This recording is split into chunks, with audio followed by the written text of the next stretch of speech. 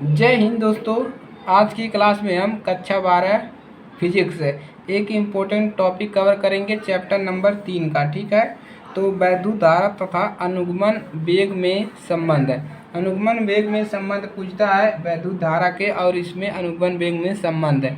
तो ये प्रश्न आपके हर साल पूछता है और इस साल भी आपके बोर्ड पेपर में पूछेगा। ठीक है, तो इसको आपको तैयार कर लेना है। तो देखिए, इसमें संबंध कैसे लिखेंगे कि हम मानेंगे कि माना किसी धातु के किसी स्थान से t सेकंड में मुक्त इलेक्ट्रॉनों द्वारा ली जाने वाली जो मुक्त कुल आवेश है वो क्यों है। ठीक है, तो इसमें हम क्या लिखेंगे, आपको लिखना है सबसे पहले कि माना किसी धातु में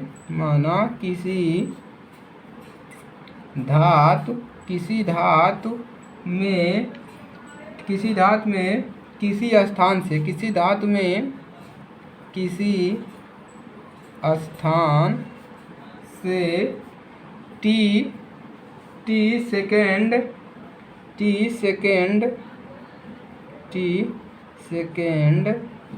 टी सेकेंड में मुक्त जो मुक्त इलेक्ट्रॉन हो रहा है, टी सेकेंड में मुक्त इलेक्ट्रॉनों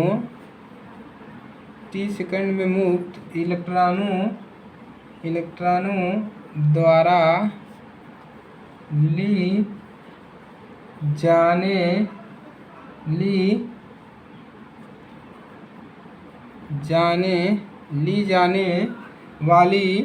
जाने वाली कुल आवेश कितना हो, क्यों है। कुल आवेश अगर क्यों है तब वैद्युत धारा क्या होगा, तब I बराबर जो हो जाएगा क्यू अपान क्या हो जाएगा, समय T।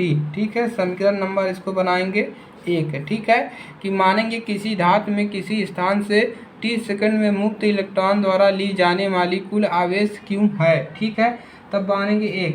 और इसमें हम और भी मानेंगे कि माना जो तार का अनुप्रस्थ है, माना तार का अनुप्रस्थ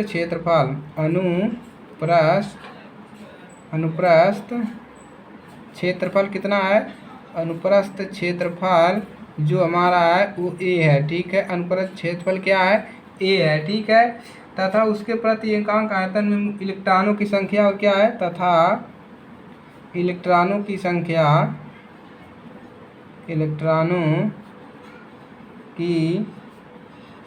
जो है, इलेक्ट्रॉनों की संख्या कितना है, n है। इलेक्ट्रॉनों की संख्या n है, वह इलेक्ट्रॉनों का अनुगमन वेग। और लिखेंगे इलेक्ट्रॉन का अनुगमन वेग, इलेक्ट्रॉन का अनुगमन वेग कितना है, b स्मॉल d। अनुगमन वेग जो है स्मॉल d, v और d है। ठीक है, इतना है। हमने क्या किया, इसको माना। अब आपको क्या करना है, अब देखना है 1 सेकंड में तार के क्षेत्रफल से गुजरने वाले इलेक्ट्रॉनों की संख्या। अब निकालेंगे 1 सेकंड में तार के 1 सेकंड में तार के क्षेत्रफल में से गुजरने वाली 1 सेकंड में तार के क्षेत्रफल से गुजरने वाली इलेक्ट्रॉनों की संख्या,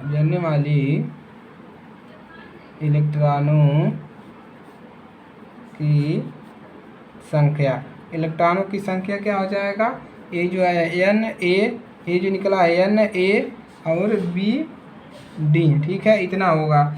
अब 1 सेकंड में इतना गुजर रहा है, तो t सेकंड में कितना होगा।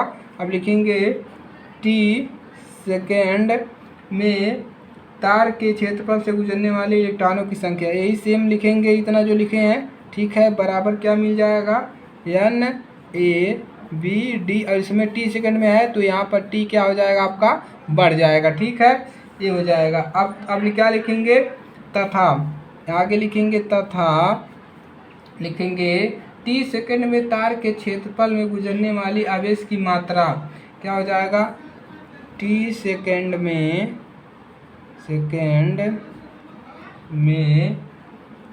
तार के क्षेत्रफल तार के क्षेत्रफल में से तार के क्षेत्रफल में से गुजरने वाली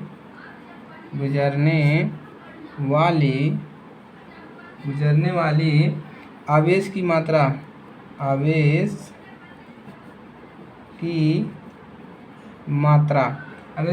जो होगा वो क्या हो जाएगा, गुजरने वाले आवेश की मात्रा। तो Q बराबर लिख देंगे NaBD और क्या लिखेंगे गुणे T, और सेकंड में तार से गुजरने वाले इसकी मात्रा गुणे E। और E कहाँ है, और जहाँ पर जो E है, E क्या है आपका इलेक्ट्रॉनों की संख्या, क्या इलेक्ट्रॉनों का आवेश है, E क्या है इलेक्ट्रॉनों का आवेश, ठीक है, इलेक्ट्रॉन का आवेश है E, ठीक है। तो इतना हो गया। तो हमने यहाँ पर क्या किया है कि माना है कि किसी धातु में स्थान T से सेकंड में मुक्त इलेक्ट्रॉनों की संख्या ली जाने ऊर्जा को क्या कहते हैं, कुल वाली आवेश I बराबर Q/T माना है। उसके बाद क्या माना है कि माना है तार का अनुप्रस्थ क्षेत्रफल A है, इलेक्ट्रॉनों की संख्या N है, इलेक्ट्रॉन का अनुगमन में BD है। अब लिखेंगे 1 सेकंड में तार का क्षेत्रफल गुजरने वाले इलेक्ट्रॉनों की संख्या NaBD, और T सेकंड में गुजरेगी, इसी को NaBD T से गुणा कर देंगे। उसके बाद तथा T सेकंड में तार के क्षेत्रफल से गुजरने वाले आवेश की मात्रा इतना लिख देंगे, ठीक है। चलिए अब लिखेंगे, अब क्या करेंगे, इस Q का मान समीकरण 1 में रखने पर तो लिखेंगे Q का मान समीकरण